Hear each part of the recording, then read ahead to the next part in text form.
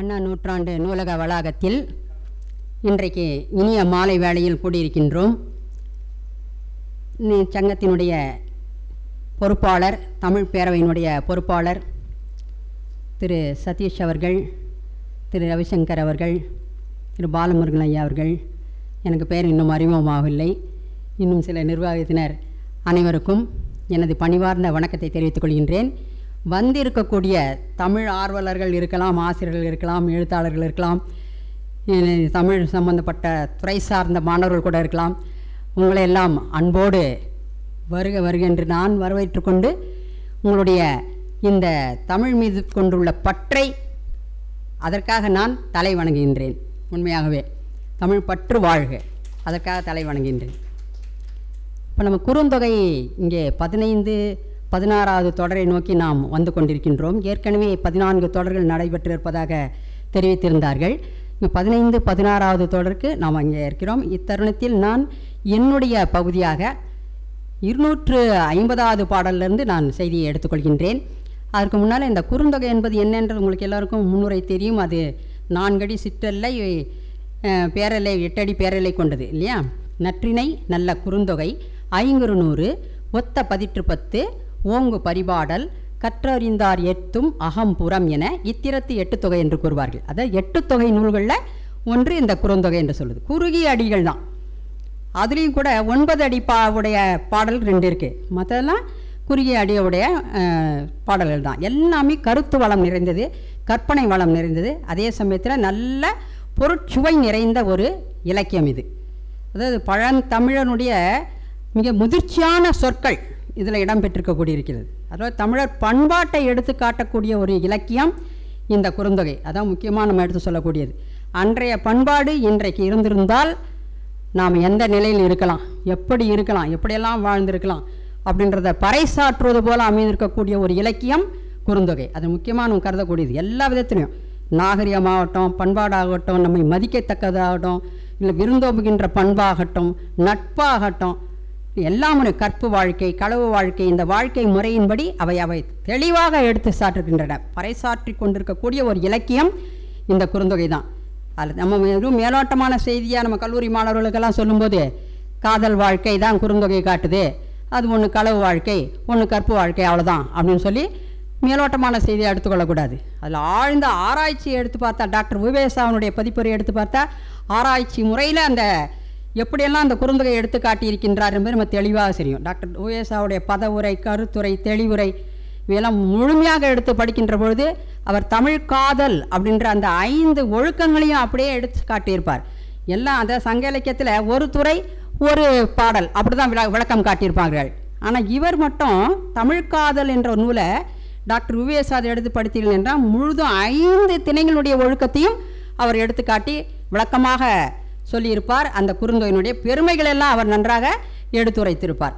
இப்போ நம்ம பாருங்கள், வினையே ஆடவர்க்கு உயிரே அப்படின்றதான் இங்கே நமக்கு முக்கியமாக குறுந்தொகை சொல்லக்கூடியது. பொருள் வயிர் பிரிகிறான் தலைவன், பொருள் வயிர் பிரிகிறான் தலைவன், தலையை விட்டு பிரிந்து செல்கிறான்னு சொன்னால் சும்மா அவர் பொழுதுபோக்குவதற்காக செல்வதில்லை.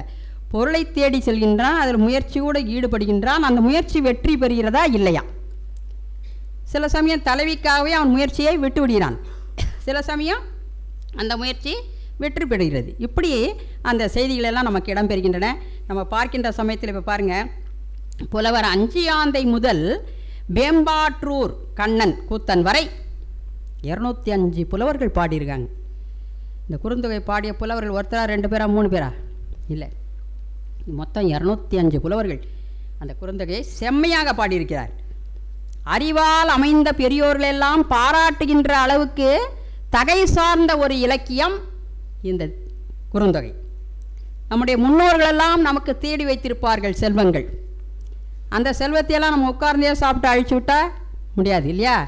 அந்த செல்வம், முன்னோர் சேமித்த அந்த செல்வத்தை உடையவன் ஒருவன் தன்னை செல்வந்தன் அப்படி சொல்லிக்கொள்ள முடியாது. தாமாகவே முயற்சி எடுத்து ஈட்டிய செல்வத்தை உடையவன். அதுவும் அந்த செல்வம் எப்படி ஈட்டியிருக்கணும்? அவன் அறவழியில் ஈட்டியிருக்க வேண்டும். அந்த செல்வத்தை நியாயமான முறையில் அவன் ஈட்டியிருக்க வேண்டும். அந்த செல்வத்தை அப்படி அவன் ஈட்டிய செல்வத்தை உடையவன் மட்டும்தான் உயர்ந்தவனாக கருதப்படுவான். அவன்தான் பெருமைக்குரியவன். என்ற உயர்ந்த ஒரு பொருளை எடுத்து காட்டுது பாருங்க குறுந்தொகை. இது வேறு எதில் காணப்படும் இந்த குறுந்தொகை? இத்தகைய அருமையான ஒரு குறிப்பு வேற எந்த உரையில் இடம் பெற்றிருக்க முடியும்?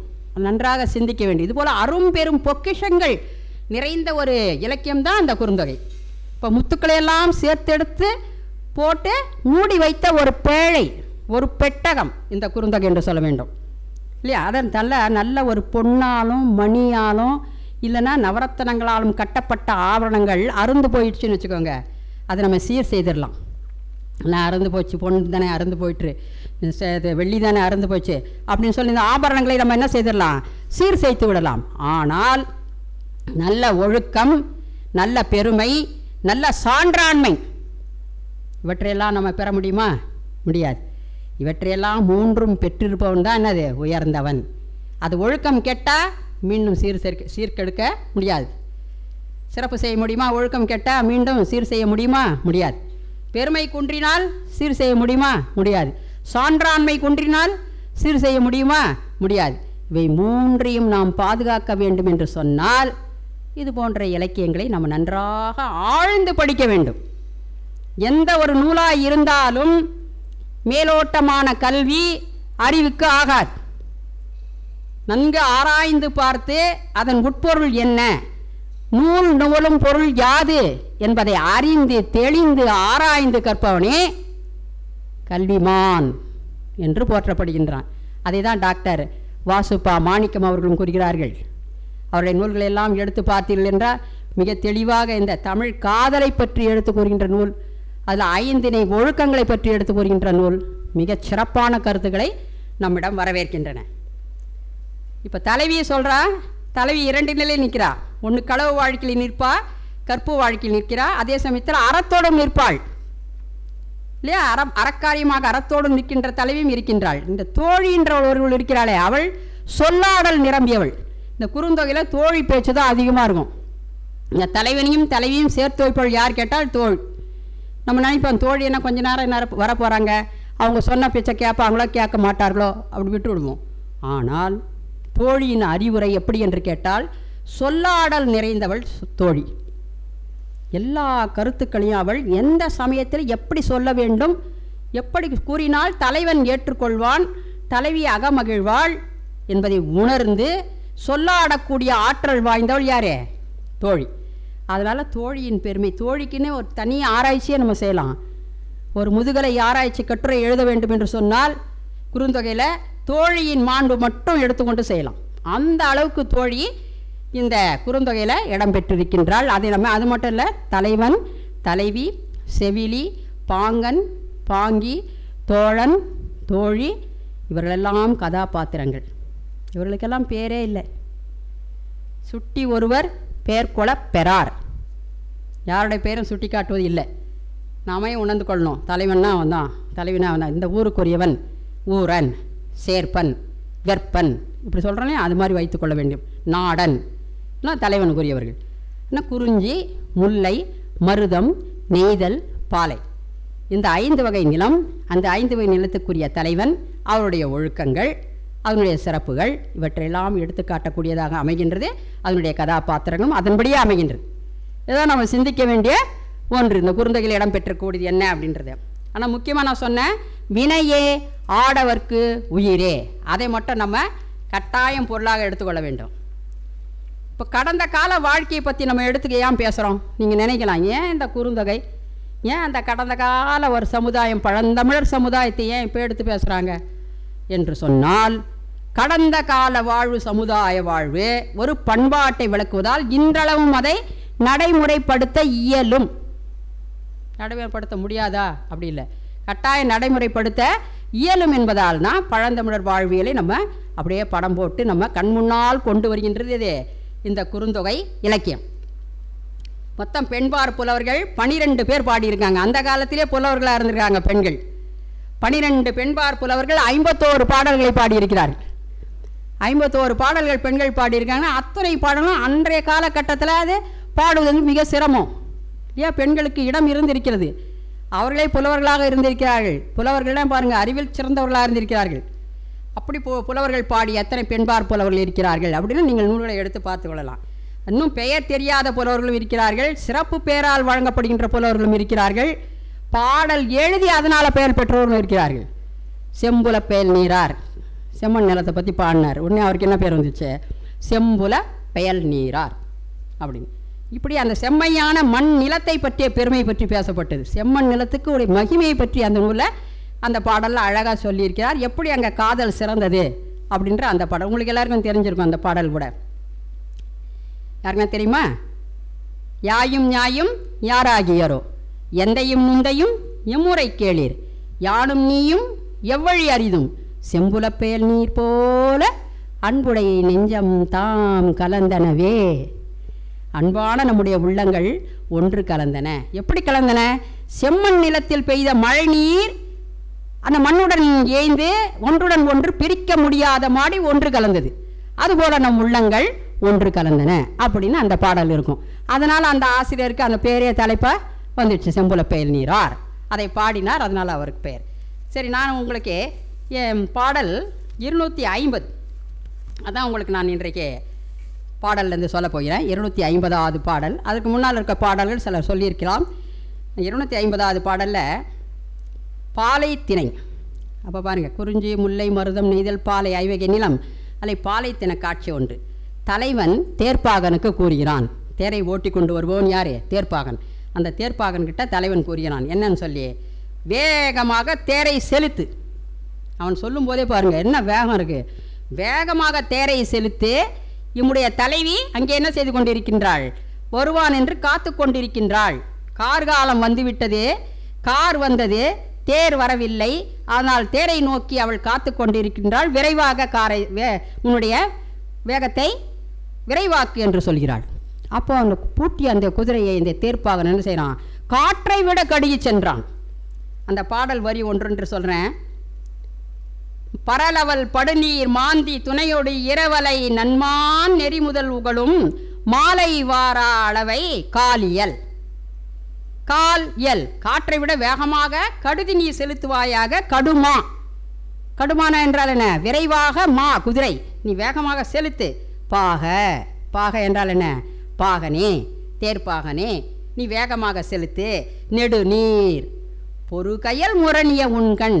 ஏன் என்று கேட்டால், அங்கே கண்கள் உண்கண் நன்றாக அழகிய மைவடித்த கண்களை உடையவளாகிய தலைவி வருந்தி கொண்டிருப்பாள். இன்னும் உன்னுடைய தேர்னுடைய ஒலி கேட்கவில்லையே என்று தலைவி வருந்து கொண்டிருப்பாள். அதனால் நீ என்ன செய்வாய்? அவளுக்கு தீங்கு ஏற்படக்கூடாது, அவள் மனம் வருந்தக்கூடாது. தெரும் தீங்கிழவி, அதுவும் அந்த தலைவியை பற்றி சொல்லும்போது தெரும் தீங்கிழவி.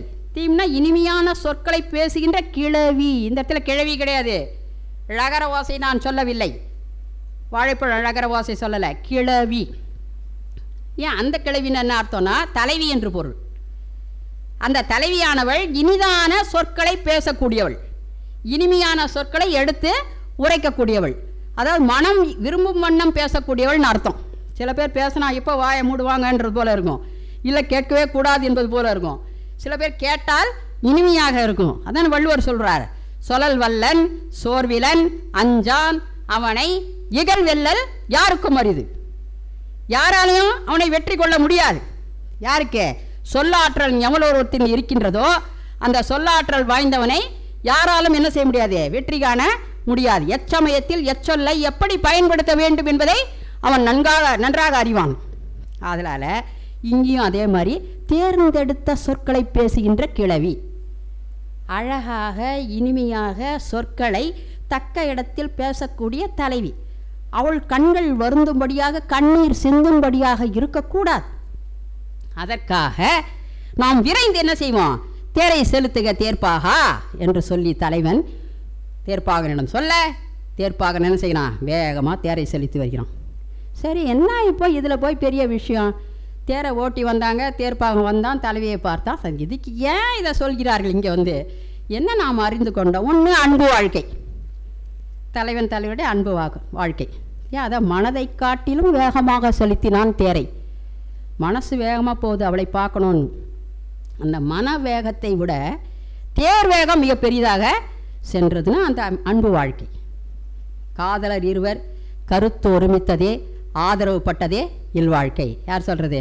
பாரதிதாசன் சொல்கிறார் இல்லையா? அந்த பாரதிதாசன் சொல்லுகின்ற அந்த வரியை நினச்சி பாருங்க. பாரதியார் சொல்கிறார், காதல் காதல் காதல் காதல் போயிர் சாதல் சாதல் சாதல் அப்படின்னு பாரதியார் சொல்லிட்டார். இப்படி ஒருத்தர் ஒன்று சொல்லும்போது நம்ம குறுந்தொகை ஆசிரியர் சும்மா இருப்பாரா? அவரும் இது போல் சொல்லிட்டார். என்னென்னு, உன் கண் மென்மையான கண்கள், மையிட்ட அழகிய கண்கள், அது ஒன்றை ஒன்று எதிர்த்து போராடுகின்ற மீன்கள் போல துள்ளி விளையாடி கொண்டு இருக்கக்கூடிய கண்கள், அந்த கண்களை உடைய தலைவி தலைவனுக்காக காத்திருந்தாள். அவனும் விரைந்து வந்தான். கார்காலம் வந்தது, விரைந்து வந்தான், வேகமாக செலுத்தினான். பாடல் ஆசிரியர் இளம் கண்ணனார். இந்த ஆசிரியர் பேர் இளங்கண்ணனார். அவர் பாடினார். என்ன திணைங்க? பாலை திணை. இது பாலை திணையில் என்ன காட்சி ஒன்றுமே சொல்லலையே. பாலை திணை காட்சி சொன்னால் மான்கள் அங்கே அருமையாக நீர் குடித்து கொண்டிருக்கின்றன. எங்கே? பரற்கற்கள் நிறைந்த இடம், செறிவான இடம், சிறிதான நீர். அதிகமான நீர் சொல்லலை, மழை இல்லை, வெயில், கோடை காலம், அதனால் சிறிதான நீர் தான் இருக்குது. பள்ளத்தில் பரற்கற்கள் இருக்குது. அந்த கற்களில் மான்கள், ஆண்மானும் பெண்மானும் இணைந்து நீர் அருந்திய காட்சி. அந்த காட்சியை சொல்லி இங்கே தலைவன் தலைவி காட்சி ஒன்றா சொன்னாங்க. அதான் அந்த இடத்துல சுவை. அதான் ஒரு இயற்கை காட்சியை சொல்லி மனிதர்கள் வாழ்வை சொன்னார்கள். இப்போ இயற்கை காட்சியிலேருந்து நம்ம என்ன தெரிந்து கொள்ளலாம்? மனிதன் இயற்கை வாழ்வு வாழ்ந்தான், அதான் முக்கியம். அன்றைய காலகட்டத்தில் மனிதன் எப்படி விலங்குகளோடு சேர்ந்து வாழ்ந்திருக்கிறான். மானோடு விளையாடினான், மயிலோடு தலைவி விளையாடினாள், யானைகள் வீரத்தை காட்டினான் தலைவன். அப்படின்னா இயற்கையோடு சேர்ந்து மனிதன் வாழ்ந்தான். இப்போ நாயை பார்த்தோன்னே கல் எடுத்து அடிக்கிறாங்க, என்னென்னமோ நாயை கட்டி கொண்டு இழுத்து கொண்டு ஓடுறாங்க வண்டியில் பின்னாடி, இல்லையா? எவ்வளோ கொடூரமெல்லாம் நடக்கிறது. இப்போது எங்கே மரம் பார்த்தாலும் வெட்டி சாய்க்கிறாங்க. அப்போ மரம் வளர்த்தார்கள் பாலையில். என்ன மரம்? நெல்லி மரம். தாகத்துக்கு தண்ணீர் வேண்டும் என்று சொன்னால் நெல்லி மரத்தை, அதில் இருக்கக்கூடிய அரும் கனிகளை சுவைத்தார்கள். அந்த சாறு கோடை காலத்தில் இனிமையாக இருந்தது. உள்ளூர் பழம் பழுத்தற்றால், உள்ளூரில் ஒரு மரம் வச்சு நட்டு வைத்தால் அங்கே பழங்கள் நன்றாக வளர்ந்தால் அந்த உள்ளூர் வாசிகளுக்கெல்லாம் பயன்படும். ஊருக்குள்ளே ஊருணி நீர் நிறைந்தற்றால், கிராமப்புறங்களில் நீர் வேணுமென்ற ஆழமான கிணறு தோண்டி வைத்திருப்பாங்க. ஏன்னா அங்கே இருக்கக்கூடிய மக்களெல்லாம் அந்த தண்ணீரின் சுவையை அருந்த வேண்டும் என்பதற்காக. அதுபோல் பிறருக்கு பயன்பட வேண்டும். மனிதன் வாழ்க்கை பிறருக்கு பயன்பட வேண்டும்.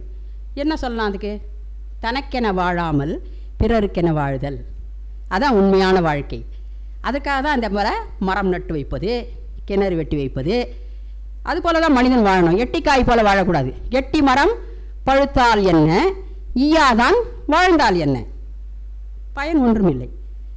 அதுபோல் மனித வாழ்க்கை அமையாமல் பிறருக்கு கொடுக்க வேண்டும், தனக்கென வாழாமல் பிறருக்கு வாழ வேண்டும் என்பதை இது போன்ற பாடல்கள்லாம் நமக்கு உணர்த்தி வருகின்றன. இது ஈதல். திருவள்ளுவர் சொல்கிறார் இல்லையா, ஈதல் இசைப்பட வாழ்தல் அதுவல்லது ஊதியம் இல்லை உயிருக்கு. அந்த குரட்பாவை இங்கே நம்ம ஒப்பு நோக்கலாம். 251வது பாடலில் பார்த்தீங்கன்னா, அழகாக மயிலினம் ஆடிக்கொண்டிருக்கிறது. இப்பொழுது கார்காலம் வந்து விட்டதோ, அதான் மயில் ஆடுகிறதோ? ஆமாம், கார் வந்து விட்டது, மயில்கள்லாம் ஆடுகின்றன.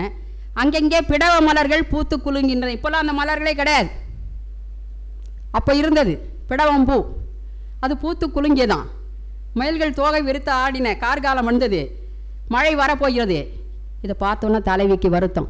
ஐயோ, மழைக்காலம் வந்தால் வருவேன் என்று சொல்லிவிட்டு சென்றானே, பொருளுக்காக சென்றான், திரும்பி வரவில்லையே.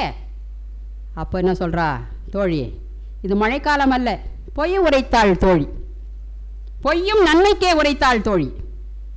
என்ன பொய் உரைத்தாள்? இது மழைக்காலம் அல்ல, கார்காலம் அல்ல, எப்போ சென்ற ஆண்டு பெய்த மழையை சற்று பிடித்து வைத்து கொண்டு மேகம் இப்பொழுது சொரிந்து விட்டு செல்கிறது. போ, நடக்குமா இது? எப்போதோ பெய்த வானம் மழையை பிடித்து வைத்திருந்த கொஞ்சமாக இப்போ பெய்தது. அதை பார்த்து விட்டு நீ கார்காலம் என்று சொல்கிறாயே, கார் ஒன்றும் வரவில்லை என்று சொல்லிவிட்டாள். கார்காலம் அல்ல இது. கார்காலம், குளிர்காலம், முன்பனி, பின்பனி, இளவேனில், முதுவேனில், இந்த காலங்கள் அல்ல, இந்த காலங்கள் இன்னும் வரவில்லை என்று பொய் உரைத்தாள். இது காலமே அல்ல, கார்காலமே அல்ல, நீ வருந்தாதே. தலைவன் சொன்ன காலம் எங்கேயோ இருக்குது, ஆனால் உண்மை அதுவல்ல. கார்காலம் வந்தது, அங்கே மயில்கள் ஆடின, பிடவ மலர்கள் பூத்தன, புது நீர் கொண்டு மேகங்கள் மேல் சென்று புது நீர் கொண்டு மழை பொழிந்து கொண்டிருக்கிறது. தலைவி வருந்துவாளோ என்று சொல்லி தோழி பொய் உரைத்தாள். அந்த பொய்யும் நன்மை கருதியே உரைத்தாள். அதுதான் நம்ம நினைக்கணும். நன்மைக்காக பொய்யும் சொல்லலாம் இல்லையா? அதான் பலவும் கற்று மறன்றாங்களே, களவும் கற்று மற, களவு கூட கற்றுக்கொண்டு மறந்து விடலாம். அதுபோல் பொய் உரைத்தால் நன்மைக்காகவே. இந்த பாடல் இடைக்காடர் என்ற ஆசிரியர் பாடிய ஒரு பாடல். இந்த இடத்துல பாருங்கள், அறியாமை உடையது 2 பேர். ஒன்று அறியாமையுடையது யார்? மயில் அறியாமை காரணமாக தோகை விரிச்சா அடித்தான். ஆனால் தோழியும் அறியாமை, தலைவியும் அறியாமையில் காரணமாக ஐயோ கார்கானம் வந்து விட்டது போல என்று நினைச்சா அது என்னது? அவளுடைய அறியாமை. புரியாமல் சொல்லிட்டா, அறியாமல் சொல்லிட்டா, அது அவளுடைய அறியாமை. சரி, இப்போ இதில் என்ன நம்ம வேண்டும்? இதில் என்ன தெரிஞ்சிட்டோம் அப்படின்னா, பண்டை காலத்தில் மழை நன்றாக பொழிந்திருக்கிறது, காலம் தவறாமல் மழை பொழிந்திருக்கிறது, மாதம் மும்மாறி மழை பொழிந்திருக்கிறது, இயற்கை வளம் செழிந்திருக்கிறது. இயற்கை செழித்திருந்த காரணத்தினால் விலங்குகளெல்லாம் மகிழ்ச்சியோடு இருக்கின்றது இல்லையா? பறவைகளெல்லாம் மகிழ்ச்சியோடு இருக்கிறது. நன்றாக வயல்வெளிகளெல்லாம் பூத்து குலுங்கி பயிர் பச்சையாக காணப்பட்டது அப்படின்னு சொன்னால் இயற்கை வளம் செழிந்த ஒரு நாடு நம் தமிழகம். நம் தமிழ்நாடு இயற்கை வளம் செறிந்தது, பிறர் கூடி பாராட்டக்கூடிய அளவுக்கு மண்வளம் நிறைந்தது நம் நாடு அப்படின்னு சமூகத்தை சொல்லலாம். அங்கே இருக்கக்கூடிய மக்கள் வாழ்வியலை வைத்துக்கொண்டு சொல்லலாம். சரி, பொய்யே பேச மாட்டாங்கல்ல, பொய்யும் மெய்யுக்காக பேசலாம் அப்படின்னு சொன்னார் தோழி. 252வது பாடல் நக்கண்ணனார் பாடிய பாடல் 52 பாருங்கள். அங்கே தலைவி கூற்று. தலைவி பேசுகிறா. இப்போ இவ்வளோ நேரம் தலைவி எப்பவுமே வாயை திறக்க மாட்டான்னு நினைப்போம். தலைவி வந்து பேசுகிறாள். கொஞ்சமாக தான் பேசுவாள், சிறிதாக பேசுவாள், ஆனால் செம்மையாக பேசுவாள். தலைவி பேசுகிறா. என்ன பேசுகிறா? நெடிய திரண்ட தோள்வளை நெகிழ்ந்த கொடியனாகிய, ஐயோ அவன் கொடியவன் தலைவன், ஏன்னா என்னுடைய தோள் கூட நெகிழ்ந்து போய்விட்டுருது. அவனை எண்ணி எண்ணி இறங்கி தோள்வளை நெகிழ்ந்தது, அதனால் அவன் கொடியவன். கொடியவன் யாரை சொல்கிறா? தலைவனை சொல்லிட்டா. குன்று கெழு நாடன், ஆனால் பல குன்றுகளுக்கு தலைவன் அவன். அப்போ பாருங்கள், ஒன்று பழிப்பது போல புகழவும் செய்கிறாள். ஒரு தடவை பழிச்சா ஐயோ அவன் தோல் வலை குன்றியது அவனால் தான் சொல்லிட்டு அடுத்த நிமிஷம் என்ன சொல்கிறா? குன்று கெழு நாடன், குன்றுகளுக்கெல்லாம் தலைமையாக இருக்கக்கூடியவன் இப்படி சொல்லி. ஆனால் அவன் தவறு ஒன்று சொல்லிட்டான். என்ன தவறுனா, பரத்தையர் இல்லம் நாடி சென்று விட்டான். இப்போ சங்க காலத்தில் அது ஒரு பழக்கம் இருந்திருக்கிறது, பரத்தையரை நாடி செல்கின்ற பழக்கம். அந்த பரத்தையர் நாடி சென்று மீண்டும் தவறு என்று தெரிந்து கொண்டு வருகிறான். வந்து தலைவியை சந்திக்க வருகின்றான்.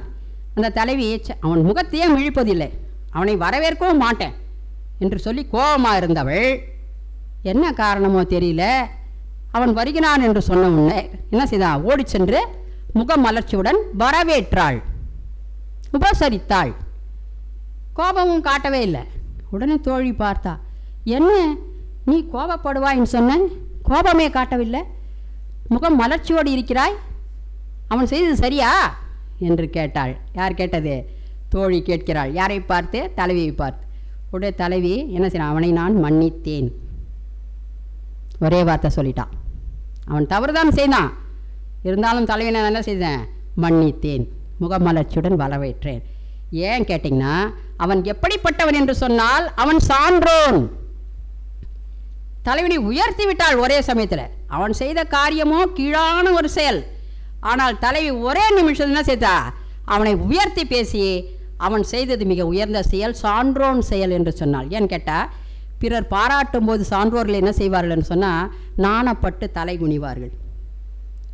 பிற அவதூறாக பேசினா சான்றோன் என்ன செய்வான்? கோபப்பட்டு எழுவான். என்னையா பேசினீர்கள்? பொறுக்க மாட்டார்கள். அதுபோல தலைவன் அவனை சான்றோன் பாராட்டினால் தலை கவிழ்வான். அடக்கமுடையவன் நம்முடைய தலைவன், அதனால் நான் அவனை பொறுத்து கொண்டேன். அவன் கோபக்காரன் அல்ல, கோபப்படுகின்ற நேரத்தில் கோபப்படுவான். தேவையானவற்றுக்கு மட்டும்தான் அவன் தன்னுடைய வீரத்தை காட்டுவான். மற்ற நேரங்களில் அவன் என்னப்பட்டவன்? மிகவும் அடக்கமானவன். அதனால் நான் அவனை ஏற்றுக்கொண்டேன். தலைவி சொல்லிவிட்டா. தலைவியே சொல்லிவிட்டா, என்ன தோழி என்ன சொல்லுது? தெரியும் சொல்லி அவள் இருந்தா. அப்போ என்ன தெரியுதுன்னா, பெண்கள் எந்நேரமும் தன்னுடைய சினத்தை காட்டாமல் தான் அடங்கி போகின்ற அந்த நிலை, பொறுமை காட்டுகின்ற அந்த நிலை. எவ்வளவுதான் குழப்பங்களும் பிரச்சனைகளும், இது பிரச்சனையான வாழ்க்கை இல்லையா? பரத்தை நாடி செல்வது. அத்தனை பிரச்சனையான நேரங்கள் காலங்களில் கூட தன்னுடைய சீற்றத்தை காட்டாமல், கோபத்தை காட்டாமல் அந்த பெண்ணானவள் எப்படி கற்போடு நின்று, அதான் முக்கியம். அங்கே கற்பிலிருந்து மாறாமல், தலைவன் கற்பிலிருந்து மாறினாலும் தலைவி கற்போடு நின்று, அங்கே தான் அடிக்கோடு போட வேண்டிய வார்த்தை இது. தலைவி கற்போடு நின்று அவனுக்காகவே காத்திருந்து, அவன் வந்தவுடன் அவனோடு உரையாடி அவனை மகிழ்வித்து அவனை உபசரித்து விருந்தோம்பி சிறப்பு செய்கின்ற அந்த இடம் பெண்களுக்கே உரிய ஒரு இடம். அத்தகைய ஒரு பெண், அத்தகைய ஒரு நிலையை பெண் பெறுவாளேயானால் அவள் உயர்ந்தவளாகிறாள். அவள்தான் கற்பு செல்வியாக விளங்குகின்றாள். இந்த கற்பு நிலை வேண்டும் என்பதற்காக தான் இந்த பாடல். பெண்கள் எந்த தருணத்திலும் தன்னுடைய கற்பை விட்டுவிடுதல் கூடாது என்பதை அடிக்கோடிட வேண்டிய வார்த்தை. அதே ஆசிரியர் யார் பண்ணதுனாக்கா, அந்த பாடல் நக்கண்ணனார் பாடியது. பெருமிதச் சுவை. இந்த பாடல் என்ன தெரிகிறதுனா, பெருமிதம் இருக்கிறது இல்லையா, தன்னை பற்றி பெருமிதத்து உயர்த்து கூறுகிறது, தலைவனை உயர்த்தி கூறியது, பெருமிதச் சுவை காணப்படுகிறது. அடுத்தது 253வது பாடல் பாலை திணை. பாலை சொன்னவே என்னதான், பிரிவு தான். பிரிவை பற்றி கூறுகின்ற நிலை தான் பாலை. பிரிவிடை தோழி தலைவிக்கு வற்புறுத்தி சொல்கின்றாள். என்ன சொல்கிறா பாருங்க, பிரிவை கேட்டிருக்க மாட்டார், கேட்டிருந்தால் வந்திருப்பார். ஒரே வார்த்தை சொல்கிறா. அவர் கேட்டிருக்க மாட்டார், தலைவர் கேட்டிருந்தால் என்ன செய்வான், கட்டாயம் வந்து சேர்ந்திருப்பார். அப்படி சொல்லுகின்ற சமயத்தில் உறுதியான ஒரு நிலைப்பாடு யாரிடம் இருக்கிறது, தலைவியிடம் இருக்கிறது. எந்த சமயத்திலும் அதை சில பேர் மாறி மாறி பேசுவாங்க, மாறுபட்டு பேசுவார்கள். முன்னால் ஒரு பேச்சு பேசுவார்கள், திருப்பி மதியம் ஒரு பேசுவார்கள். மதியானம் நீ தானே சொன்னேப்பா அப்படி சொன்னால், இல்லை நான் சொல்லவில்லை சொல்லி வேறொரு பேச்சு பேசுவார்கள். இப்படி இல்லாமல் ஒரே பேச்சு, மாறுபட்ட நிலை இல்லாமல் ஒன்றே பேசுவது, அந்த ஒன்றையும் சிந்தித்து பேசுவது, அந்த சிந்தித்து பேசிய பேச்சை செயலாக்குவது, அதுதான் முக்கியமானது. செயலாக்கி காட்டுகின்றான். இங்கே எப்படி செயலாக்கி காட்டுகின்றான், நான் பிரிந்து போக மாட்டேன் என்று சொன்னவன், கேளார் ஆகுவர் தோழி கேட்ட பின் விழிமிது கழிவிதாயினும், எனக்கு தெரியாது அவன் பிரிந்து செல்வான் என்று, பிரிந்து சென்றான் பொருளுக்காக, கேட்ட பின் திருப்பி கேட்டவனே அவன் மீண்டும் வருவார் அப்படின்னு சொல்லி சொல்லாமல் சொல்லுகின்றார். எப்படி, நான் தினமும் ஓங்கு மலை சாரலுக்குரிய தலைவன். அவன் சாதாரணமான தலைவன் அல்ல, ஓங்கு மலை சாரல், ஓங்கி உயர்ந்த மலைச்சாரலுக்கு உடைய தலைவன் அவன், மலைச்சாரல் உடைய தலைவன். அவன் எப்படியாப்பட்டவன் கேட்டால், ஒலி கழை நிவந்த, அங்கே மூங்கில் காடுகள் நிறைந்திருக்கக்கூடிய பகுதிக்குரியவன். அந்த பக்கமாக போகிறான் தலைவன். பாருங்கள், வேறு எந்த பக்கமாக போகல. இப்போ இருக்கிற மாதிரி காரம் வண்டியும் பறக்குமா அந்த காலத்தில்? இல்லை, ஓங்கு மலைச்சாரல், நல்ல மலை உயர்ந்த சாரல். அங்கே மூங்கில் காடுகள் அதிகமாக இருக்கிறது. மூங்கில் காடு பக்கத்தில் புலி என்ன செய்கிறது என்று கேட்டால், அதுக்கு தேவையான உணவை அடித்து போட்டு அந்த மூங்கில் புதருக்குள்ளே போட்டிருக்கு. அதனால் நாற்றம் வீசுகின்ற ஒரு பகுதி, அந்த நாற்றம் வீசக்கூடிய ஒரு பகுதியை நோக்கி தலைவன் செல்கின்றான். அங்கே வழிபோக்கர்கள் நிறைய பேர் போய்கொண்டு வந்து கொண்டு இருப்பார்கள். அவர்களெல்லாம் கூட அங்கே தங்கி கூட சொல்கிறார்கள், வேறு வழி இல்லை, நடந்து போக முடியாது அப்போல்லாம், ஆனால் தங்கிவிட்டும் செல்கின்றார்கள். 6 செல்மாக்கள் அந்த வழியாக செல்கின்றவர்கள் தங்கிவிட்டு செல்கிறார்கள். சேக்கும் கோடு உயர் பிறங்கு, அந்த மாதிரி இடத்துக்கு செல்லக்கூடிய தலைவனாக இருக்கக்கூடிய நம்முடைய தலைவன், ஓங்குமலை சாரலுக்குரிய தலைவன் என்ன செய்கிறான் என்று கேட்டால், நம்மை விட்டு பிரிந்து சென்றான். பிரிந்தவன், பொருளுக்காக சென்றவன் மீண்டும் வருவானா கேட்டால் கட்டாயம் வருவான். ஏன் வருவான்? அவன் வராவிட்டால் என்ன ஆகும் தலைவிக்கு? பூஞ்சேர் அணையில் பூக்கள் நிறைந்த அருமையான மெத்தென்று இருக்கக்கூடிய அந்த படுக்கையில் அவளால் உறங்கி இருக்க முடியாது. அவனுக்காக காத்து நிற்பாள், அவன் வரும் வரை காத்து நிற்பாள். அதனால் கேளாராகுவர், அவர் வரமாட்டார் என்று நிறைய பேர் வந்து சொல்லவும் இல்லை என்னிடம். பொருளுக்காக போனவர் வரமாட்டேன் என்று யாரும் வந்து எனக்கு தூது எதுவும் சொல்லவும் இல்லை. நான் அவனுக்காக இன்றளவு நான் காத்து நிற்கிறேன் என்று சொல்கிறார். அப்போது தூது போகின்ற அந்த நிலை சங்க காலத்தில் இருந்திருக்கிறது. பறவைகளெல்லாம் தூது விடுப்பார்கள் இல்லை, எத்தனையோ பறவைகள், கிளி, புறா, மயில், மான், கிள்ளை இல்லை, அதெல்லாம் தூது விட்டார்கள். அது மட்டும் இல்லாமல் பல இப்போ தான் கடிதங்கள்லாம் தூது விடுகிறார்கள். அப்போல்லாம் அதை இயற்கை பொருளை தூது விட்டார்கள். அப்போ இயற்கையோடு வாழ்ந்த மனிதனுடைய வாழ்க்கை என்பது மிக உயர்ந்த வாழ்க்கையாக கருதப்பட்டது. தூதாக வந்த பொருளோடு மனிதன் இயைந்து வாழ்ந்தான். அந்த தூது வருமா என்று காத்து நின்றார்கள். தூது வந்தால் அதை அவர்கள் ஏற்றுக்கொண்டார்கள். அப்போ தூது வருமான், இப்போல்லாம் தூது வருமா யாரும் காத்திருக்க மாட்டாங்க. அரசராட்சியில் தூது இருந்தது, ஒற்றர்கள் தூது வருவார்கள். இல்லையா அரசராட்சியில். இப்போ யாரும் தூதுவது இல்லை. சங்க காலம் அரசனாட்சி, இப்போ மக்களாட்சி. இப்போ படிப்படியாக பாருங்கள், சங்க காலத்தில் தூது இருந்தது, அப்புறம் அரசராட்சி வந்தது, அரசராட்சியில் ஒற்றர்கள் தூது வந்தார்கள், இப்போ மக்களாட்சி தூது இல்லை. அதுபோல் கடிதங்கள் எழுதி போட்டால், அப்போ கூட கடிதங்கள் கூட இப்போ நிறுத்தப்பட்டு இருக்கிறது, தபால் இல்லையா. அப்போ தூது போகின்ற அந்த நிலை படிப்படியாக மாற்றம் கண்டிருக்கிறது. இதெல்லாம் இருக்கணும். அதுதான் பழந்தமிழ் இலக்கியம் என்ன சொல்லியதோ அது இப்போ இருந்தால் நலமாக இருக்குமே, இன்றைய சமூக வாழ்வு சிறக்குமே. இன்றைய சமூக வாழ்வு இதெல்லாம் பார்த்து தான் சிறக்கும் என்று சொல்கிறார்கள். அந்த வீரம் தலைவனுக்கு இருந்தது. இப்போ இருக்குதா? 4-10 பேர் சேர்ந்து ஒருத்தனை அடித்தால் வேடிக்கை பார்த்து விட்டு செல்வார்கள் இன்றைய காலகட்டத்தில். அப்போ பாருங்கள், தலைவன் என்ன வீரமா புலி குகை பக்கம் போயிருக்கான். அது அவனுடைய வீரத்தை காட்டுகிறது இல்லையா. ஐயோ புலி இருக்குமா, அந்த பக்கம் நான் போவேன், நான் இருந்தாவே போக மாட்டேன் இப்போ இல்லையா, அது பிராண்டி தள்ளிவிடோன்னு. ஆனால் அப்போ புலி பக்கம் இருக்கின்ற திசை பக்கமே அவன் தலைவன் சென்று இருக்கிறான். இந்த குருமுகின்ற ஓசையெல்லாம் அவன் காதல் கேட்டு நடந்து செல்கிறான். எப்படியாவது பொருள் ஈட்டி வர வேண்டும் முயற்சி. முயற்சி திருவினையாக்கும், முயற்சியின்மை இன்மை புகுத்திவிடும். அந்த முயற்சி எடுத்து செல்கின்றான் யார்? தலைவன். அதில் அவன் வெற்றி காண்கின்றான். அதான் அந்த இடத்துல இன்னொரு பாடல், அதுவும் பாலை தான். மெய்ப்பாடு பெருமிதம். பிரிவிடை தோழி தலைவிக்கு வற்புறுத்தியது. பிரிந்து செல்கிறாள். அப்போ தலைவி கிட்ட தோழி வந்து சொல்கிறா. என்ன சொல்கிறா பாருங்க. பிரிவை கேட்டிருப்பார், கேட்டிருந்தால் அவர் வந்திருப்பார் சொன்னான் இல்லையா போன முறை. அதே மாதிரி இந்த பாடலில் பொருள் விளக்கப்பட்ட கிழவன் செலவழுங்கியது. கிழவன்னா இந்த இடத்துல தலைவன், கிழவினா தலைவி. நம்ம நினச்சிப்போம் கிழவி வயசானவன் கிடையாது, கிழவினா தலைவி, கிழவன்னா தலைவன். அந்த தலைவன் செலவு அழுங்கியது. செலவுனா போகக்கூடிய அந்த பயணத்தை வேண்டாம் அப்படி நிறுத்திட்டான். என்ன காரணம் பாருங்கள். மணிவார்ந்த அன்னம் மரக்கொடி அறுகை பிணிகால் மென்கொம்பு பிணையோடும் அமர்ந்த. நல்லா நீலமணி போல் அழகாக இருக்குது ஒரு அழகான பயிர். என்ன பயிர்? அருகம்புல். அந்த அருகம்புல் மரக்கொடி அறுகை பிணிகால். அந்த அருகம்புல் அழகாக பிணைந்திருக்கிறது அந்த கொடியுடன் சேர்ந்து. அந்த பிணைந்திருக்கக்கூடிய அந்த கொடியை எப்படி மென்மையான தண்டோடு சேர்ந்து பிணைந்திருக்கிறது அந்த அருகம்புல். மென் கொம்பு பிணையோடும் அமர்ந்த. அந்த மென்மையான கொம்பை சுவைத்து பார்க்கலாம், மென்மையாக இருக்குது அந்த தண்டு, சுவைக்கலாம் என்று சொல்லி அங்கே யார் வந்தது கேட்டால் மான் ஏறுகளும். மான் ஏறு, ஏறுனா ஆண்மான். ஆண்மான், ஆண்மான் வந்தால் கட்டாயம் கூட என்ன வரும்? பெண்மானும் பிணையோடும் சேர்ந்து. பிணை என்றால் பெண்மான், பிணையும் ஆண்மானும் சேர்ந்து வந்து அந்த அருமையான மென்மையான தண்டு உடைய அருகம்புல் சுற்றி இருக்கிற அந்த தண்டை சுவைத்து சாப்பிட்டன. என்ன பகுதி அது? பாலை, வேறு தண்ணி கிடையாது குடிப்பதற்கு. இந்த தண்டில் இருக்க கொஞ்சம் தண்ணியாவது கிடைக்கும்.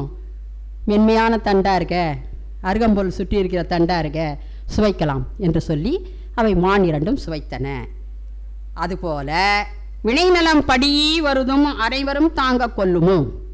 இந்த மாதிரி ஒரு இடத்துக்கு நான் செல்ல போகிறேன், கார்காலம் வந்துவிட்டு நான் செல்ல போகிறேன் வினைக்காக. வினை என்றால் செயல், பொருளுக்காக செல்ல போகிறேன், வினை வழி செல்ல போகிறேன். வினை வழி செல்ல போகிறேன் யார் சொல்லியிருப்பா? தலைவன் சொன்னான். அப்போ தான் சொல்லி முடித்தான். யார்கிட்ட? தலைவியிடம். பூங்குழையோ, அழகான பூ போன்ற குழைகளை அணிந்தவளையே தலைவியே, நான் செல்ல போகிறேன், வினைக்காக செல்ல போகிறேன், பொருளுக்காக செல்ல போகிறேன் சொன்ன உடனே சொல்லா முன்னம் சொல்லி வாய் மூடலை. அதற்கு முன்னமே நில்லாவாகி கொஞ்சம் கூட நிற்காம கண்ணீர் உகுத்தாள். யார்? தலைவி. சொல்லி அப்போ தான் முடித்தான். இன்னும் போகலை, புறப்படலை, எல்லாம் தூக்கிட்டு எடுத்துகிட்டு போகல. சொல்லா முன்னம் நில்லாவாகி கண்ணீர் உகுத்தாள், அழுதாள். அது பேரன்பை காட்டுகிறது. தலைவன் மீது தலைவிக்கு இருந்த பேரன்பு. நீர் விலங்கு கழிதல் ஆளா தேர் விலங்கின வரல் தெரிவை கண்ணே. தன்னுடைய போக்கையும் அவன் மாற்றிக்கொண்டான். யார்? தலைவன். உடனே தன் போக்கை உடனே மாற்றினான். அதான் செலவு அழுங்கல். செலவுனா பயணம் செல்லாமல் நின்று விட்டான். வேண்டாம் போகலை நான், உடனே பயணம் செய்யாமல் நின்று விட்டான். தேர்ந்தெடுக்கக்கூடிய தெளிவிலிருந்து தலைவன் விலகினான். அதான் முக்கியம். தேர்ந்தெடுக்கவில்லை. என்ன தேர்ந்தெடுக்கவில்லை? நாம் போகலாமா போகக்கூடாதா? ஒரு பெண் அழுகிறாள் என்ற காரணத்தினால பொருள் முயற்சியை விட்டு விடுவதா? பொருள் ஈட்டுவதை விட்டு விடுவதா? அது தேவையில்லவா வாழ்க்கைக்கு பொருள் என்பதை பற்றி அவன் சிந்திக்கவில்லை, தேர்ந்தெடுக்கவில்லை, ஆராய்ந்து எடுக்கவில்லை. தெளிவில்லாமல் இருந்தான் தலைவன். தெளிவற்ற நிலையில் இருந்தான் தலைவன். தெளிவற்ற நிலையை உண்டாக்கியது யார்? தலைவியினுடைய கண்ணீர். அப்போது அந்த கண்ணீர் அழுகை எந்த அளவுக்கு தலைவனுடைய உள்ளத்தில் என்ன செய்திருக்கு? ஒரு வலிமையான ஒரு போர்க்களத்தையே உருவாக்கி விட்டது தலைவனுடைய உள்ளத்தில் ஒரு பெண்ணின் கண்ணீர். அதான் மிக ஆழமானது என்று சொல்வார்கள் இல்லையா? இதனால் சிலப்பதிகாரத்தில் யார் கண்ணீர் விட்டது? கண்ணகியின் கண்ணீர் என்ன செய்து மதுரையை எரித்தது. மதுரை மாநகரத்தையே தீக்கி இரையாக்கியது. நீர்வார் கண்ணை எம்முன் வந்தை யாரையோ நீ மடக்கொடியோய் கேட்டார் இல்லையா கேள்வி? நீர்வார் கண்ணை எம்முன் வந்தோய் யாரையோ நீ மடக்கொடியோய். யாரம்மா நீ? இந்த மடக்கொடி யார்? அழுத கண்ணோடு இங்கே வந்திருக்கிறாயே யார்? பாண்டிய மன்னன் கேட்குறான் கண்ணகியை பார்த்து. அப்போது அந்த அழுத கண்ணீர் என்பது அவ்வளோ வலிமை வாய்ந்தது. அதை தலைவியுடைய கண்ணீரை கண்டான் தலைவன். என்ன செய்தான்? செல்லாமல், வினைவயிர் செல்லாமல், பொருள் வயிர் செல்லாமல் நின்று விட்டான். அப்போ நீங்கள் தெரிஞ்சுக்கணும், பொருள் ஈட்டுகின்ற பழக்கம் சங்க காலத்தில் இருந்திருக்கிறது ஆடவர்கள் தான். பெண்கள் பொருள் ஈட்டுவதை பற்றி சொல்லலை. சங்க காலத்தில் ஆடவர் சென்றார்கள் பல இடங்களில். அடுத்து குறிஞ்சி பாடல். குறிஞ்சி என்பது ஆசிரியர் உறையூர் சிறுகந்தன் என்பவர் எழுதுகிறாரு. குறிஞ்சி 257வது பாடல். மெய்ப்பாடு இழிவரர் ஆற்றாமை அறிவித்தல். என்னால் பொறுக்க முடியாது என்று அறிவித்தல். என்ன பொறுக்க முடியாது? வரைவு உணர்த்தல் தோழிக்கு தலைவி உரைத்தது. தோழிக்கு தலைவி பேசுகிறா. திருமணம் நடக்கப் போகிறது, தலைவனோட திருமணம் நடக்கப் போகிறது என்ற செய்தியை கேட்ட உடனே தோழிக்கு தலைவி சொல்கிறார். என்ன சொல்லி? வேரும் முதலும் கோடும் ஓராங்கு ஒன்றாய் தொடுத்தது போல தூங்குபு. இந்த நினச்சி பாருங்கள், இந்த பாடலில் வேர்லேருந்து அடிபாகம் வரலாம், முதல்லேருந்து அடிப்பாகம் வரணும், நிறைய பலாக்கணிகள் அப்படியே தூங்குவது போல தொங்கிக் கொண்டு இருக்கிறதா. என்ன ஒரு வளம் பாருங்கள்! நிலவளம், நீர்வளம் சங்க காலத்தில் இருந்திருக்கு. நிலவளமும் நீர்வளமும் இருந்தால் பயிர் பச்சைகளாக இருக்கும். இப்போ இருக்கிறதா இல்லையா? மழை இல்லாமல் இருக்காது. எல்லா இடத்துலும் மண் வளம் சிறந்திருக்குது. அதனால் வேரில் பலாக்கனி அப்படியே கொத்து கொத்தாக தொங்கிக் கொண்டு இருக்கிறது. இடைவெளியே இல்லையா அந்த வேரில், மரச்செடியில் வேரில் இடைவெளி இல்லாமல் தொடர்ந்து கனிகள் இருக்கிறது. அது போன்ற இடத்துக்கு உரியவன் யாரே? இந்த தலைவன். கீழ் தாழ்வண்ண வீழ்கோட் பலவு. கீழே அப்படியே சிந்துவது போல பலாக்கனிகள்லாம் கீழே சிந்துற மாதிரி நிறைய பலாப்பழங்கள் இருக்கிறது. அத்தகைய மலையில் இருக்கக்கூடிய தலைவன் என்ன செய்கிறான்றான்? வந்தால் நான் வருவேன், வரவில்லை என்றால் நான் வராமல் போவேன் தலைவன் சொல்கிறான். என்ன சொல்கிற தலைவி என்ன சொல்கிறா? நீ வந்தால் உன்னுடன் சேர்ந்து என்னுடைய அன்பு உள்ளமும் வரும், நீ வராமல் போனால் என்னுடைய அன்பு உள்ளமும் உன்னை பார்த்து வராமல் போய்விடும். எது போல் அன்பு உள்ளத்துக்கு ஓமை சொல்லியிருக்காங்க. இந்த பாடலில் ஓமை இருக்குது. எங்கே ஓமை இருக்குது? அந்த பலா மரத்தில் நிறைய பலாக்கனிகள் இடைவெளி இல்லாமல் இருக்கு இல்லையா? அதுபோல் இடைவெளி இல்லாமல் பலாக்கனி நிறைந்திருக்கக்கூடிய ஒரு இடம், அதான் நீர்வளம் நிறைந்த ஒரு பகுதி அப்படின்னு சொல்லி சிறப்பாக்கி இந்த செய்தியை சொல்லியிருக்கிறார்கள். அன்பு வாழ்க்கையில் அந்த பலாக்கனிக்கு ஓமையை சொல்லியிருக்கிறாங்க. பலாக்கனி போல் இடைவெளி இல்லாமல் இருக்கிற பலா மரத்தை போல அன்பு உள்ளம் சிறந்திருக்கிறது தலைவிக்கு. இன்னொன்று பார்க்காபன் ஏற்றிருக்கிறார். 254 பாட்டு. பாலைவனத்தில் பார்க்காபன் என்ன செய்கிறார் கேட்டிங்கன்னா, கிளைகள் தோறும் இலைகள் தோறும் வண்டுகள் வந்து அப்படியே மொய்த்து கொண்டு இருக்கான். அப்படியே கற்பனை பண்ணி பாருங்கள். கிளைகள் தோறும் இலைகள் தோறும் வண்டுகள் மொய்க்கிறது. அங்கங்கே என்னது கோங்கு மலர்கள்லாம் பூத்து கொடுக்கிறது. இப்போ வண்டுகள் மொய்க்கிற பூ எங்கே இருக்குது? இப்போது வாசனை இருக்கிற பூ கிடைக்குதா இன்றைய காலகட்டம்? அந்த காலத்தில் பாருங்கள் எப்படியெல்லாம் இருந்திருக்கு. வண்டுகள் மொய்க்கின்ற பூவாம். அப்போ தேன் சிந்திக்கிண்டு கொண்டிருக்கிற மலர்கள் அப்படியே வண்டு சுழன்று அத்தை விடாமல் விடாமல் சுற்றி வருகிறதாம் அந்த வண்டுகள் அந்த பூக்களை. அதுபோல் பூக்கள் அங்கே கோங்கினுடைய மலர் அவிழ்ந்தது போல மொட்டு அவிழ்ந்து அப்படியே மலர்ந்திருக்கிறது. அந்த இடத்துல வாரா தோழி. இந்த இடத்துல தலைவன் வாராமல் நிற்பானா? வருவான் கட்டாயம். எது போல? பயிரும் கதுப்பின் பாயலும் உள்ளார். அவன் வரவில்லை என்றால் இன்று முழுதுமே என்ன செய்யாது? எனக்கு பாயல் இல்லை, படுக்கையும் இல்லை, உறக்கமும் இல்லை. அதனால் கட்டாயம் என்ன செய்வான்? இந்த இடம் நோக்கி அத்தலைவன் வருவான் அப்படின்றார். அதாவது முயன்று செய்யும் பொருள், முயற்சியை எடுத்து பொருளுக்காக சென்ற தலைவன் வரவில்லை என்றாலும் கூட தலைவி இந்த இயற்கை காட்சிகளில் மயங்கி அங்கேயே சுற்றி வராமல் யாரை தான் எண்ணியிருக்கா? தலைவனை எண்ணியிருக்கின்றாள். இயற்கை மிக அழகாக இருக்குதுங்க. அவள் வாழ்கின்ற இடத்துல கோங்கு மலர்கள்லாம் பூத்து அப்படியே சிந்தி கொண்டு இருக்கிறது. தேன் பிளிற்றுகின்ற மலர்களெல்லாம் கொத்து கொத்தாக இருக்கிறது. அங்கே பார்த்தா அருவி அப்படியே சுனை அப்படியே தண்ணீர் பொங்கி வருகிறது. அதெல்லாம் பார்த்து கொண்டு நீராடி கொண்டு இருக்கலாம். அங்கே இல்லாமல் அவள் என்ன செய்கிறா, எண்ணமெல்லாம் வினை வயிறு சென்ற பொருள் வயிறு சென்ற தலைவன் பால் இருக்கின்றது என்று சொன்னால், நாட்டு வளம் நகர் வளம், வீட்டினுடைய தலைவியினுடைய உள்ளம், அதே சமயத்தில் தன்னுடைய ஆற்றாமை என்னென்ன, பொறுக்காத நிலை, தலைவியின் பொறுக்காத மனோநிலை, இவற்றையெல்லாம் சொல்லி காட்டி, சங்க காலத்தில் மகளிர் வினையே ஆடோர் உயிர் என்று சொன்னால் அந்த வினையை தடுக்கவில்லை. என்ன தடுக்கவில்லை, நீ போகவே கூடாது என்று வாய்மொழியால் சொல்லலை, எதுனா கண்ணீர் வழியாக புலப்படுத்தியிருக்கான். அவன் உணர்ந்து கொண்டான், நீ கண்ணீர் வடிக்கிறாய், நான் போகலைன்னு உணர்ந்து கொள்கிறான். ஆனால் வாய்மொழியாக நீ போகவே கூடாது இது அவன் சொல்லி ஆரவாரமோ ஆர்ப்பாட்டமோ சண்டையோ செய்தாளா? இல்லை. இப்போல்லாம் செய்வார்கள் இல்லையா, நிறைய சண்டைகள், இல்லை என்னென்னவோ சண்டைகள் நடக்கிறது, பிரச்சனைகள். அதெல்லாம் செய்யாமல், போராட்டம் எதுவுமே செய்யாமல் தலைவி அமைதியாக இருந்தாள். அது அமைதி பெண்களுக்கு மிகவும் அவசியம். அமைதின்னு சொல்லாமல் என்ன சொல்லலாம், பொறுமை, பொறுமையாக நின்றாள். கடுகு பெருந்தேவன் சொல்கிறார், பாலைவனத்தில் மீண்டும் வருவார், தோழி வற்புறுத்துறார். பொத்திய கால் அந்தியா யாத்து யாமரம். இங்கே பாருங்கள், யாமரங்கள் இருந்திருக்குது அந்த காலத்தில். இப்போல்லாம் அதெல்லாம் இல்லை. அது நம்ம சிந்திக்கணும். யாமரம் ஒரு மரம் பார்த்துருப்போமா? இல்லை. வண்டலூர்லையோ மற்ற உயிர்காட்சி நிலையங்களாக போய் பார்த்தா மரங்கள் பேரெல்லாம் எழுதி ஒட்டி இருப்பார்கள். ஆனால் அதில் கொன்றை, வேங்கை, கொன்றை அதெல்லாம் பார்த்துருக்கோம். இந்த யாமரம் இருக்கா? சந்தன மரம்லாம் இருக்கிறது, வேங்கை இருக்குது. இங்கே யாமரன்ற ஒரு மரம் இருந்திருக்கிறது. அப்போது அது எப்படி இருக்குன்னா, உள்ளீடற்றது, வைரம் வாய்ந்த மரம். மரத்துக்கு உள்ளே பார்த்தா உள்ளீடு, அந்த சதைப்பற்று இல்லாமல் அப்படியே சாதாரணமாக ஒரு இது போல் தட்னா கீழே விழுந்துற அளவுக்கு உள்ளீடற்று இருக்கும் யாமரம். அந்த மரங்களை அதனுடைய பட்டையை உணவாக கொள்ளுமா எது? யானை.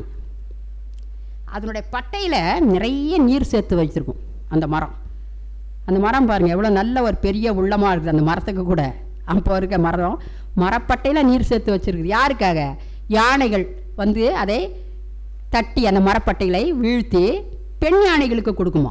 அது கூட ஆண் யானை தான் முதல்ல சாப்பிடாம பெண் யானைக்கு கொடுத்து விட்டு தான் உண்ணுமா.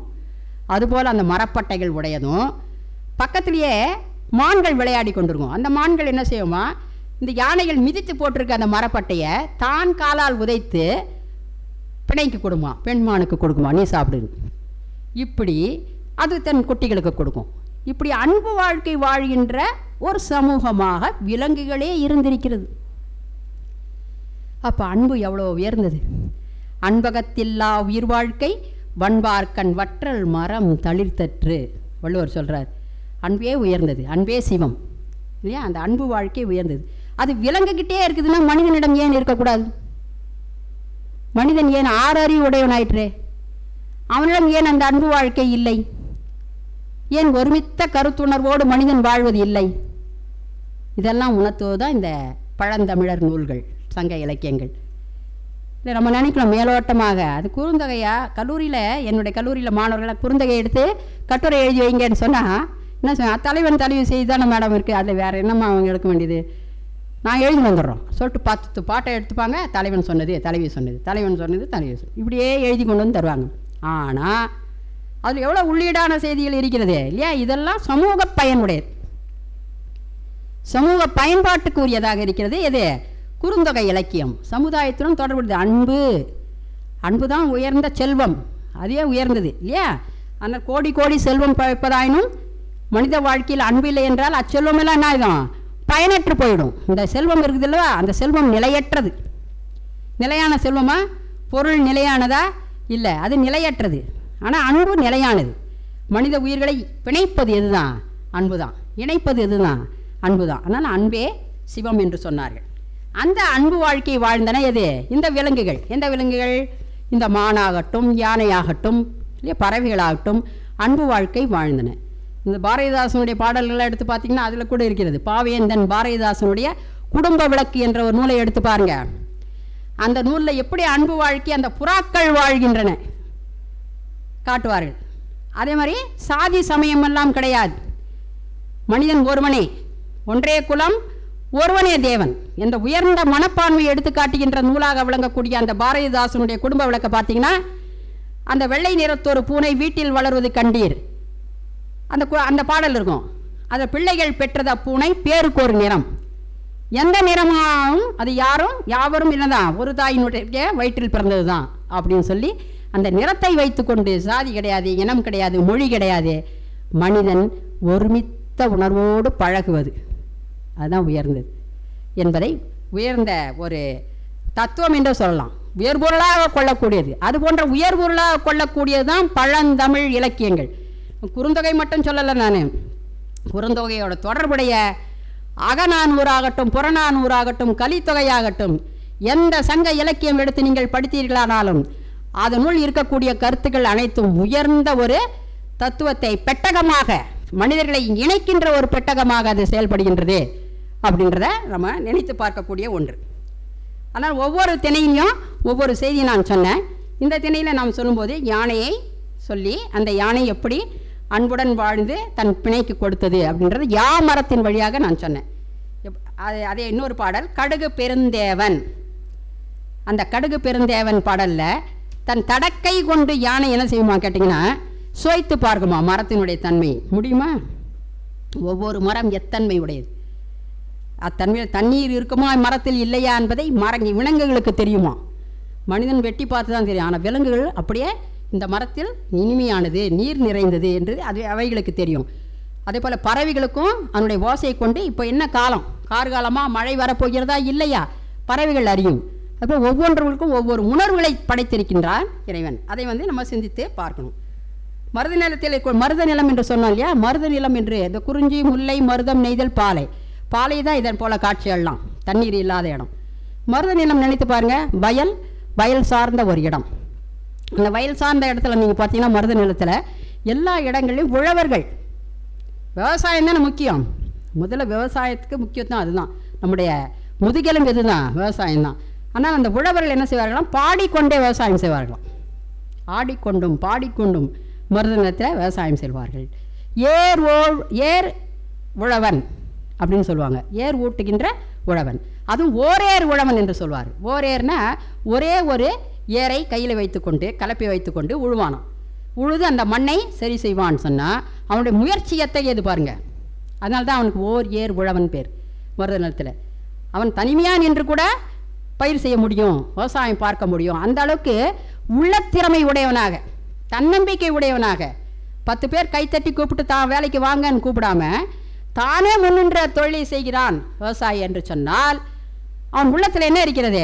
முயற்சி, தன்னால் முடியும், தன்னம்பிக்கை இருக்கின்றனால சிறக்கிறது. அப்போ பயிர் தொழில் சிறப்பதற்கு மழை வேண்டும், அந்த மழையும் பெய்கிறது, விவசாயம் சிறக்கிறது, மருத நிலம் சிறந்தது. மருத நிலத்தில் உணவெல்லாம் பால் சோறு சாப்பிடுவாங்க. ஏன்னா ஆடு மாடுகள் எல்லாம் நிறைய இருக்கும், பாற்சோறு கிடைக்கும் அங்கே. ஒவ்வொரு நிலத்துக்கு ஒவ்வொரு உணவு இருக்கிறது.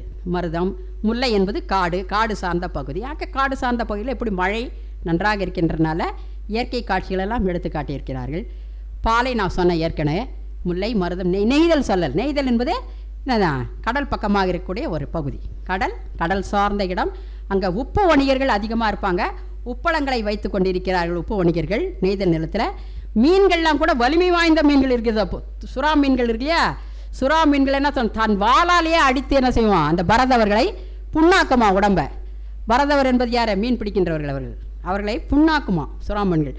அந்த புண் ஆறுகின்ற வரை தலைவனோடவே இருந்து உபசரணை செய்து திருப்பி அவன் மீன் வேட்டை செல்லும் வரை தலைவி பாதுகாத்து வீட்டில் வைத்திருப்பாளாம். அப்படி ஒரு அன்பு வாழ்க்கை வாழ்ந்தார்கள் மீனவர்கள். நெய்தல் நிலம் கூறுகின்றது. இப்படி ஒவ்வொரு நிலத்தை பற்றியும் ஒவ்வொரு செயல்கள் சுவையான செயல்கள் அத்தனை என்னதான், உழைப்பு உழைப்பு உழைப்பு உழைப்பு, தன்னம்பிக்கை முயற்சி, இது மக்களிடம் நிறைந்திருக்கிறது. அது எந்த தொழிலாக இருந்தாலும் சரி, மீன்பிடி தொழிலாக இருந்தாலும் சரி, நெய்தல் நிலத்தில் மருத நிலத்தில் விவசாயம் சிறந்தாலும் சரி, ஏர்முனைக்கு நேர் இங்கே எதுவுமே இல்லை.